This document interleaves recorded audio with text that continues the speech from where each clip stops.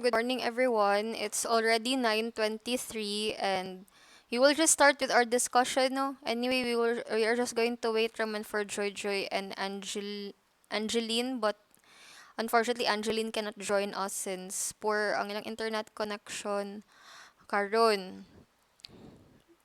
So we'll just continue the Japon. Anyway, today is the last na to nga meeting for this school year. And I'm just going to give out like a few announcements, most especially on your summer class. No, kay, most of you, or three of you, no, nga nasa third year ron, are incoming fourth year, no, and you have other subjects nga you weren't able to take last time. So, ay, if choppy ko, please inform me sa group chat kay diri sa kong video muraga gaputol-putol ko, ha, so that I may transfer to another area wherein kusog ang internet, ha. So we'll continue with gender bias in the workplace.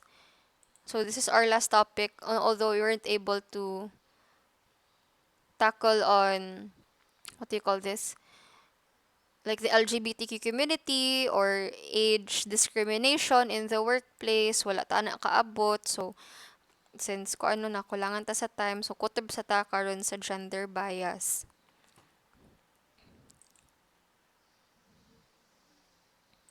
So again, last time no, ako nasulti sa inyo ha nga, a lot of sexism has been happening in the workplace. And it's not really quite good though, because women are objectified and they are only seen as less equal to men because we have limitations, which is wrong, no?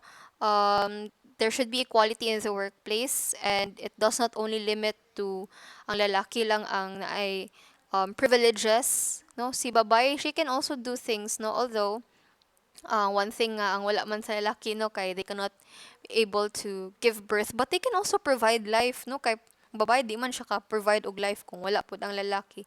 Yan, nawala ko. Nawala ko. Sorry kaayo. Wait sa ha. Basta magsige pag inig bisyo mo, balhin kog faculty pikas. Dam choppy dam. Ay, choppy ko. Hala, sige mo. Balhin na lang ko class. Oy, 96% bitaw ko. Dala lang sa kog charger in kaso. Balhin sa taha. Pause na ko ang recording. Kay ga-record abi ko walga class.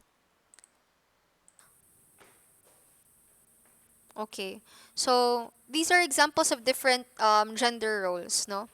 So, for Rita's role, siya ang kaano murag keeper siyang husband, while ang Rosie's role is different, no, because she's more on empowered, no, she's more on being strong. But in the end class, so di man lang mo matter if unsa ay imong role as a woman. Ang importante is as long as you do things that can fulfill you.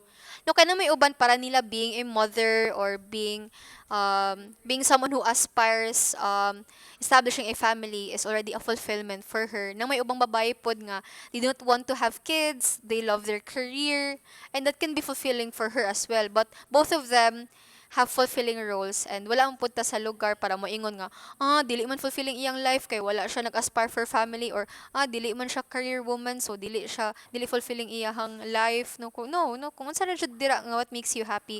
In the end, no, dapat atong tangtangon na ang kanang murag thin line between stereotyping, no, nga dapat ang babae mo aspire jud kag family, ang lalaki they're not taught to do that, no, kay para nila they're only aspired to be more ambitious or to have or to be career driven, no. Atong tagtangon ng mga ani nga stereotypes nga nga roles nga dapat ang babae mo or diri sa balay, or ang lalaki dapat mo trabaho, as long as they do the things that can make them happy, mo na jud na siya, no. So mo na siya ang kon sa modern world, no, nga you can do whatever you want regardless of your gender, no, regardless of your sexual orientation.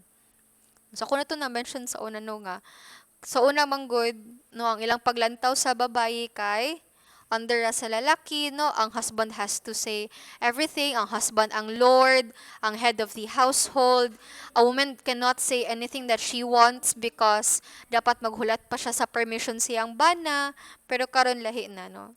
Gone are those times na. That is why in the workplace, if you become like supervisors, or if you're part of the HR, no, so dapat mawala po na like mga prejudices or stereotyping, because it's really important as an employer nga open-minded po ka, no?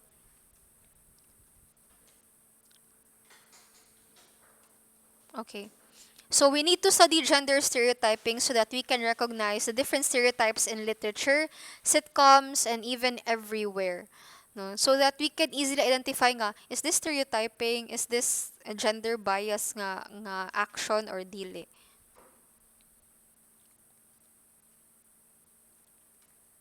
Okay. So there are three major differences of stereotyping. First is the physical. So of course, male and females have different bodies, no? But even here, we aren't sure how much of the difference is caused by inherent biology and how much by the way we raise boys and girls.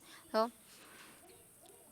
And the second one is emotional, because women are assumed to be more caring and more emotional. We are assumed to be more sensitive than men. That is why we are sometimes stereotyped as sweet or weak or very feminine. No, because it's natural for a woman to cry. It's natural for a woman to be emotional. No, sa lalaki kay kuan man, no, they are assumed to be strong. That is why kanang kung maka-encounter tag lalaki nga ba kaayo, no, at first thing that comes to our mind, agi guro ni siya, di ni siya straight, kay ang straight nga lalaki hilumon raman, firm, strong, no, sasless. Pero dili man, no, a man can be masculine and can speak his mind, no, or a man can be masculine and sometimes he can cry, no. May mga sensitive nga lalaki para to gi man siya, oy, kay di siya mohilak, sensitive kay siya, siguro mo lang siya na ang iyahang marag personality, no. So Mupo na siya. Namupo na ang mga major differences po sa stereotyping, no? Not just the physical, because, no, of course, kay ang body sa babae more curvy, so they're expected to be more delicate, and then ang sa lalaki kay dapat like masculine jud, no, kay dako man ako naglaos ang lalaki, they're assumed to have to be muscular and all, no, or strong, no. So and the third one is intellectual, no. So men are viewed or assumed as protectors and providers of their family, wherein a pre-industrialized society meant being stronger, since most of the family roles before, nitong wala pa nag-fight sa women's rights atong mga 1920s, no? Before mga 1920s, wala pa tong mga suffragettes class. Mga babae sa una, no? Kanang weaker siya kanya. Mga lalaki, they're always seen as they are the ones who provide for the family, nga naa sila'y trabaho, no? That is why, mapicture out jud sila as stronger, no? And even today, no? Men are assumed to be more intellectual or more smarter than women, just because they are the head of the family, and they work, no. So one irrefutable difference between males and females is that females gives birth and cares for the young, which can be a very long and arduous process. As what I've mentioned before, no nga, that is only one thing that can make us different sa lalaki, is that we are able to give birth, no. But when it comes to giving life, I think all of us has equal roles, no, kay a woman cannot give life if wala ang lalaki po, 'di ba, no. So kuha na po na siya, patas na po. No, pero ang the one who gives birth is the woman, no, and it can be a very long and arduous process in caring for the young after birth. So Edgar Watson has observed that no man would listen to you if he didn't know it was his turn next. No, so meaning, um, a guy doesn't really care as much as other people's like opinion or talk, no. Ang yaha lang is, as long as if I come next or if I talk next, then what you say matters, no, a little bit, no. So ana daw ko, no, they're not sensitive enough to listen. So some differences also relate to our plumbing and our reproductive organs. So there are many jokes about whether the toilet seat should be up or down, because ang babae daw kuno na dapat ubos daw kuno na ang ilahang toilet seat, or ang lalaki dapat ipasaka na siya para dili masalo ang ilahang pee sa toilet seat, no. So naghan po kayo mga differences ana pod, no, just in plumbing alone. Okay.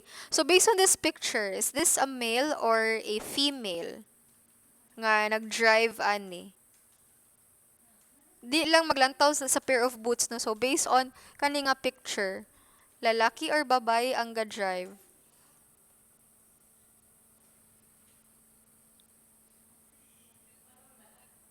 Feel ko po dahil sa Ano yun, Elaine? Lalaki? yung I don't know, I feel like I think it's a What guide is dam. your like kuan man? Unsa man ang imong murag supporting nga argument ano lalaki ang ga-drive ana?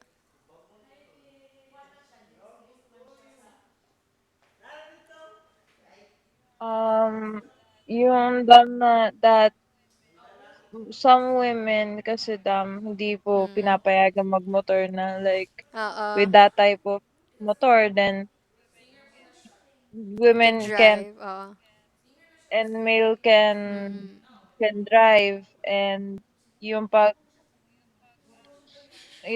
ano yung parang safety precautions din like yung how din yung mga women and men are still yung parang ganyan po even in the Mm. simplest things, even motors, even while driving, while working, parang yung guys po yung Oo, there mag-aano are niyan meant for mechanic stuff, no?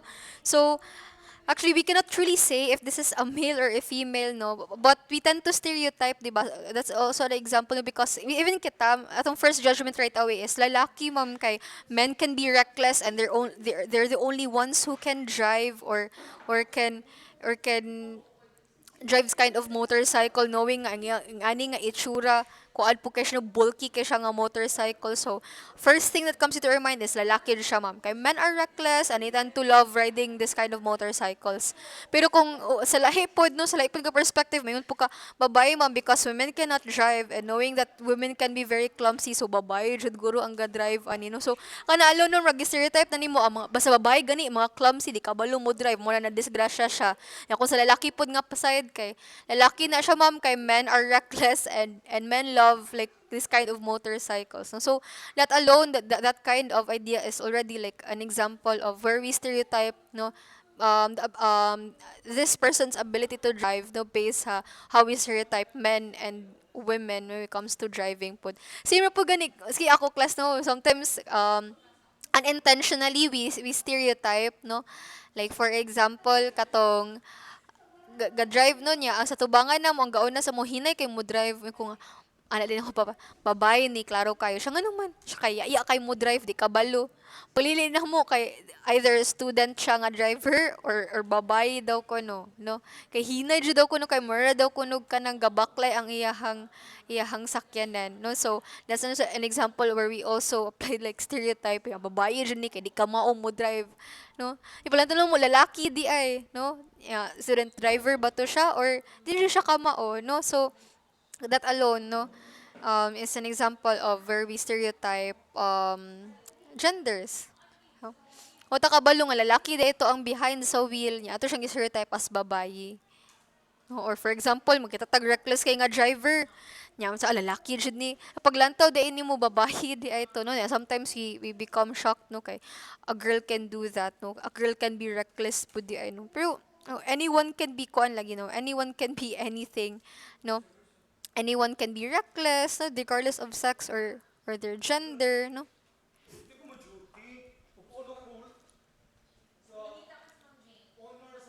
Okay. So guess what day it is? No, this one, based on this picture. How can this one cartoon relate to all three characteristics? No, the physical, meaning the body of the male and female, emotional, meaning when it comes to like, for example, ang ilahang emotions, no, and intellectual when it comes to like being smart, no. Lantaw, lantawa diri kung asa diri ta pwede ka kuan nga. Kuan, ma'am, makaingon mi, ma'am, nga ang kani nga cartoon makarelate sa physical or sa emotional or sa intellectual because ani nga picture kay you try to look at this picture, no? How can this picture relate to physical, emotional, and intellectual? I'll give you at least 3 minutes to look at the picture. Going back no person ni kung gidiscuss ba nga ang physical is of course no how our body is shaped since we have different bodies. Ang emotional is women are assumed to be more emotional than men. Ang intellectual is men are assumed to be more smarter than women because they have jobs. So you try to look at this picture and try to explain how this picture relates to all those three characteristics of stereotyping. Like physical, emotional, and intellectual.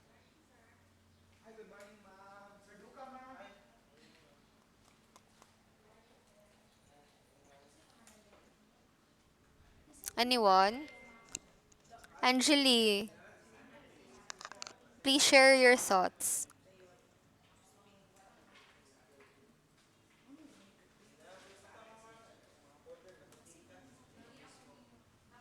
Wala dyan ta idea. How about, yes, how about Um, Barvelin? feel ko, physical and emotional Oh, Puwede po even three ba pwede dalawa gani. Sige. Kasi parang physical na the guy wasn't there for their wedding Mm-mm. at firstly. Emotional na bakit why is the wife so mad because diyan andyan yung husband niya like to be Mm-mm. in an office without Mm-mm. being with her. Tapos yung intellectual, parang the part where he said oops is like parang that's very emotional for her because syempre this is one Oo. time thing for a woman na to be enjoyed by parang with a lot of people and her husband to be parang ganun daw parang feel ko all of them is like pasa sa Mm-mm. picture na yan because yung feeling of the woman is always one of the priority then kasi syempre we we do a lot of things for them like giving birth, um cleaning the house and everything but I'm not sa mga guys din po that guys is not only for money and Mm-mm. they're not banks, they're not they're not computers so they can work all day parang ganun. I'm yung equality ng Mm-mm. gender sa akin Mm-mm. is parang equal lang sa Okay, akin. that's a very good observation, Elaine, no? Like, for example, in here, this picture can relate to, like, first thing, emotional, no?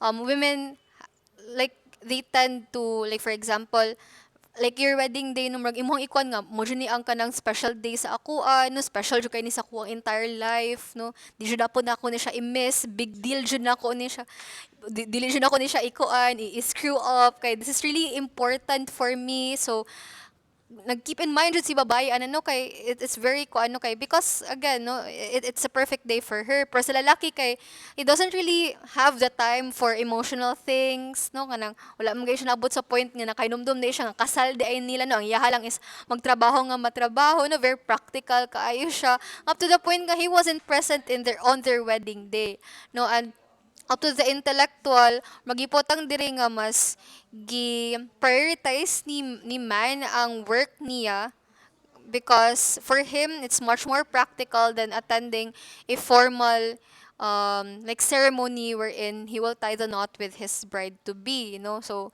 more siya on the emotional part si woman and then more on the intellectual part si man, no. And towards the physical part is that itself, no, angry ang babae no niya ang lalaki is like marag nonchalant ra siya wala ra rin siya kuan wala siya reaction marag oops pero dili rin siya ingon nga na devastate siya nga he missed his wedding no so ing ana no that itself is also like this picture can also relate how men can be very different to women but again no not all cases no kay especially on my part no na may times nga ang lalaki can be very emotional in the relationship compared to the woman. Like for example, one time nga I missed the um because I'm very focused on my career, 'di ba?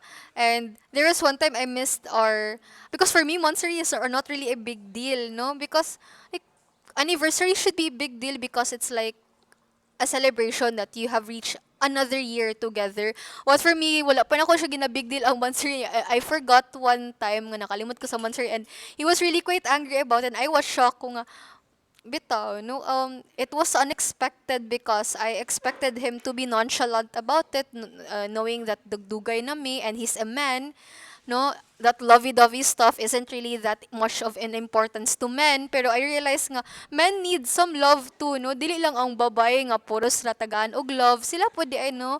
Ga-expect po di sila og big gestures from us women. Kay, para tugod nga, lalaki ra ang muhatag og big gestures, ang babae ra ang mo ay maka-receive. Pero sila po di, gahulat po di sila og mga, like, big gestures from us nga babae niya. Kita, wala ra punta kay ako ato is, namo ko'y klase ron or finals ron sa college, no, wala ko'y time nga makasend og message, pero di ay, no, need po di ay sa lalaki ang iana nga kind of attention, which is I was shocked at first, no, nga sensitive mo po di ay ning mga lalaki, no, they need also love and all, no. So that is also the deal, no. Not all the time it's the woman who's very emotional. Sometimes ang lalaki pod, no, na po times nga sila pod, no, mabali pod ang story, ang babae ang makalimot, ang lalaki noon ang maoy very keen or very particular ani.